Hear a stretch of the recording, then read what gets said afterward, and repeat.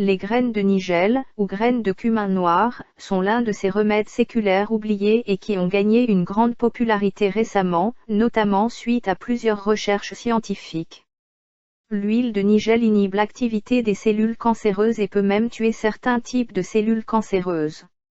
La recherche scientifique a montré que l'huile de nigel, Nigella sativa, est un traitement efficace pour le cancer dans les études animales, et peut être aussi efficace que les médicaments anti-cancer pour certains types de cancers. La thymoquinone, le principe actif des graines de nigel, a des vertus considérables pour diverses maladies inflammatoires, y compris le cancer du foie, le cancer de la peau, le cancer du pancréas, le cancer du col de l'utérus, le cancer du sein, le cancer des os, le cancer de l'estomac, le lymphome, le cancer de la prostate, le cancer du côlon et le cancer du cerveau. Malgré plusieurs décennies de recherches très positives sur l'utilisation de l'huile de nigel contre le cancer, les chercheurs ont rarement avancé leurs travaux dans les essais cliniques humains, même si les bienfaits sont innombrables et les risques d'effets secondaires négatifs sont extrêmement faibles. L'utilisation de l'huile de nigel pour la prévention et le traitement du cancer est efficace contre de nombreuses formes de cancer. Pourtant, l'huile de cumin noir n'a toujours pas été reconnue comme bénéfique par la médecine conventionnelle. Les graines de nigel ont été utilisées pour traiter le cancer depuis des milliers d'années. Dans deux études distinctes de 2011, des chercheurs chinois et des chercheurs saoudiens ont affirmé que l'huile de nigel a été utilisée en médecine traditionnelle depuis des siècles. L'huile de nigel et la thymoquinone sont efficaces contre de nombreuses maladies telles que le cancer, les complications cardiovasculaires, le diabète, l'asthme, les maladies rénales, etc. La thymoquinone est un agent sûr et efficace contre le cancer du sang, des poumons, du foie, de la prostate, du sein, du col de l'utérus et de la peau. Ces chercheurs ont noté que les mécanismes moléculaires à l'origine de son rôle anti-cancer ne sont pas encore bien compris. Cependant, certaines études ont montré que la thymoquinone joue un rôle antioxydant et permet d'améliorer le système de défense du corps. L'huile de nigel induit l'apoptose, ce qui signifie qu'elle aide le corps à éliminer systématiquement les vieilles cellules, les cellules inutiles, et les cellules malades, comme les cellules cancéreuses, sans la libération de toxines dans le corps. Elle contrôle également le processus qui gère la survie des cellules pour les cellules normales et cancéreuses. Les graines de nigel et le miel, un remède de la médecine populaire orientale. Des chercheurs égyptiens ont étudié l'effet protecteur du miel et des graines de nigel sur le stress oxydatif et le cancer qui a été créé par l'exposition des rats à un agent cancérogène fort. Une fois que les 4 groupes de rats ont été exposés à l'agent cancérigène, certains groupes ont reçu des graines de nigel ou du miel, et un autre groupe a reçu les graines noires et le miel. Les rats ont été évalués au bout de 6 mois. Les rats qui ont mangé des graines de nigel ont eu une protection de 80% contre le stress oxydatif et la formation de cancer. Alors que les rats qui ont mangé une dose quotidienne de miel et de graines noires ont été protégés à 100% contre le stress oxydatif, les réponses inflammatoires et la formation de cancer. La graine de nigel est une aide importante au traitement de radiation. Dans une étude de 2014, des chercheurs turcs ont rapporté comment l'huile de nigel pourrait être utile pour les personnes qui reçoivent des traitements de radiothérapie pour le cancer. Ils ont indiqué que de nombreux patients atteints de cancer et traités par radiothérapie souffrent de graves effets secondaires pendant et après leur traitement. Cette étude a examiné les effets de l'irradiation et de l'ajout d'huile de nigel sur les tissus du foie de rats irradiés. L'analyse des données montre que l'huile de nigel réduit les marqueurs de stress oxydatif et a des effets antioxydants, qui augmentent également la capacité antioxydante dans le tissu hépatique des rats. Ainsi, l'utilisation de l'huile de nigel avant la radiothérapie, et pendant 10 jours après, a protégé les rats de certains des effets nocifs du rayonnement. Dans une autre étude faite en 2012 en Inde, les scientifiques ont étudié l'effet de l'utilisation d'un extrait de graines noires sur des souris exposées à un rayonnement gamma. Un groupe de souris normales et un groupe de souris porteuses de tumeurs ont été testés. Cette expérience a été effectuée pour imiter le milieu clinique humain où les tissus normaux des patients cancéreux sont exposés aux effets nocifs de la radiothérapie. Les souris ont reçu l'extrait de graines de nigel avant d'être exposées au rayonnement gamma. Elles ont reçu 100 mg d'extrait de graines noires pour 1 kg de poids corporel. Les résultats ont montré que l'extrait de graines de nigel a protégé le foie, la rate, le cerveau et les intestins des dégâts dus à l'irradiation gamma à la fois pour les souris normales et les souris présentant des tumeurs. Les chercheurs ont conclu que l'extrait liquide de graines de nigel a des effets protecteurs contre les dommages radio-induits et les altérations biochimiques. Ils ont attribué cet effet protecteur à la capacité de l'extrait à piéger les radicaux libres et de ses propriétés antioxydantes. Ainsi, l'extrait de graines de nigel pourrait être utilisé avec des patients cancéreux humains qui subissent une radiothérapie pour les protéger contre le stress oxydatif dans les tissus normaux et atténuer d'autres effets secondaires indésirables de la radiothérapie. Cela pourrait améliorer la qualité de vie des patients atteints de cancer. Les graines de nigel interfèrent avec la croissance incontrôlée des cellules et tuent le cancer du foie. En 2013, des chercheurs en Inde ont étudié l'utilisation de la thymoquinone, qui est un composé dérivé des graines noires. 2 groupes de rats atteints d'un cancer du foie ont été étudiés. Un groupe a reçu de l'eau de boisson qui contenait 0,01% de thymoquinone, et l'autre groupe a reçu de l'eau ordinaire. Au bout de 16 semaines, les nodules de cancer du foie, des marqueurs de lésions du foie et des marqueurs tumoraux ont été mesurés dans les 2 groupes. Les rats qui n'avaient pas reçu la thymoquinone ont eu des augmentations substantielles de la taille des tumeurs du foie. Cependant, les rats qui ont reçu 20 mg de thymoquinone par kilogramme de poids corporel ont considérablement réduit les marqueurs de lésions du foie et les marqueurs tumoraux. Le groupe traité avec la thymoquinone de l'huile de nigel n'a pas développé des nodules d'un cancer du foie, et la quantité de formation de nouvelles tumeurs était beaucoup plus faible que dans le groupe de rats non traités. Ils ont conclu que la thymoquinone a un rôle bénéfique dans le traitement du cancer du foie, du fait de sa capacité puissante à empêcher les cellules cancéreuses de proliférer. Une étude faite en 2012 en Égypte a évalué les effets antitumoraux du miel d'abeille et de l'huile de nigel sur les cellules cancéreuses du foie humain dans des expériences de laboratoire. Ils ont examiné la capacité antioxydante du miel et de l'extrait de graines noires, et la capacité de ces substances à éliminer les cellules malades telles que les cellules cancéreuses. Ils ont constaté que le miel et l'extrait de graines de nigel ont été efficaces dans la réduction de la viabilité des cellules cancéreuses du foie. Le miel et l'extrait de graines noires ont également amélioré le statut antioxydant des cellules et ont induit la mort des cellules cancéreuses par apoptose. L'huile de cumin noir tue les cellules cancéreuses du poumon. Des chercheurs saoudiens ont rapporté en 2014 que les graines de nigel ont été utilisées dans la médecine traditionnelle pour traiter de nombreuses maladies.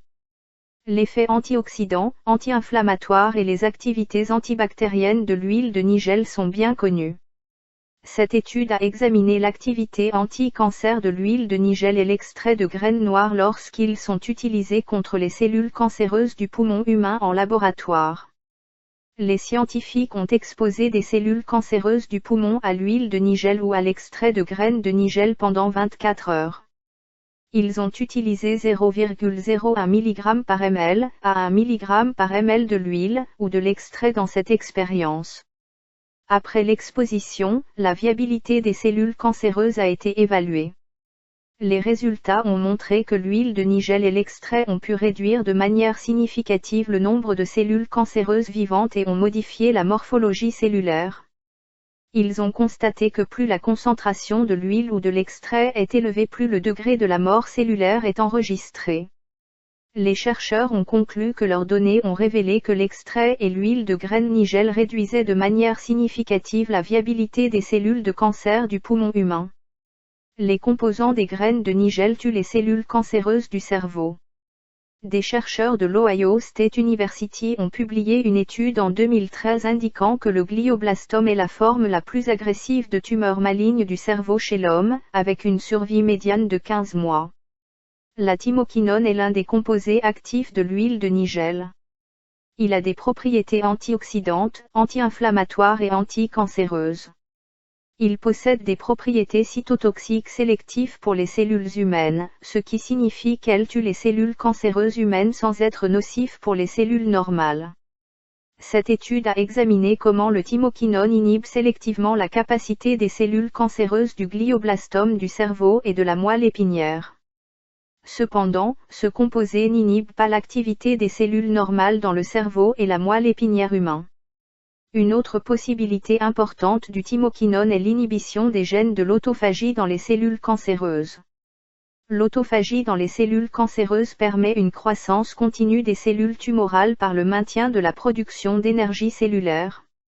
Si l'autophagie est inhibée, la production d'énergie cellulaire des cellules cancéreuses est également inhibée. Cela se traduira par une régression tumorale et permet de prolonger la survie des organes affectés par des tumeurs. La graine noire inhibe le cancer du sein. Une étude de 2013, menée en Malaisie, a constaté l'efficacité anti-cancer de la thymoquinone quand elle a été utilisée pour le traitement à long terme de lignées de cellules de cancer du sein humain en laboratoire. La thymoquinone a montré une capacité soutenue à inhiber la prolifération des cellules cancéreuses du sein à long terme. La longueur d'inhibition a été déterminée par la taille de la dose de thymoquinone. Des doses plus importantes produisent une plus grande inhibition. Les graines de nigel tuent les cellules leucémiques. Des chercheurs malaisiens ont noté dans une étude de 2013 qu'il y a un intérêt croissant pour l'utilisation de composés naturels de la médecine traditionnelle qui ont un potentiel anti-cancer. Nigella sativa est l'une des plantes les plus largement étudiées. Cette plante annuelle pousse dans les pays riverains de la Méditerranée et de l'Inde. La thymoquinone est un principe actif isolé de Nigella sativa. L'effet anti-cancer de la thymoquinone, par l'induction de l'apoptose résultant d'un dysfonctionnement mitochondrial, a été évalué dans une lignée cellulaire de leucémie aiguë. Les chercheurs ont constaté que le traitement des cellules leucémiques avec la thymoquinone encourage l'apoptose résultant en la mort cellulaire. Ces résultats indiquent que la thymoquinone des graines noires pourrait être un agent prometteur pour le traitement de la leucémie. L'huile de nigel inhibe et tue les cellules cancéreuses du côlon. Des chercheurs du Centre médical de l'Université du Mississippi ont étudié le rôle de la thymoquinone des graines noires, la catéchine du thé vert et le médicament de chimiothérapie 5FU sur l'activité métabolique et les changements structurels dans les cellules cancéreuses du côlon humain dans des cultures de laboratoire. Les résultats de cette étude ont montré que la catéchine de thé vert et la thymoquinone ont causé une destruction importante des cellules cancéreuses et ont interféré avec les fonctions métaboliques cellulaires, ce qui est comparable aux cellules exposées aux médicaments de chimiothérapie 5FU.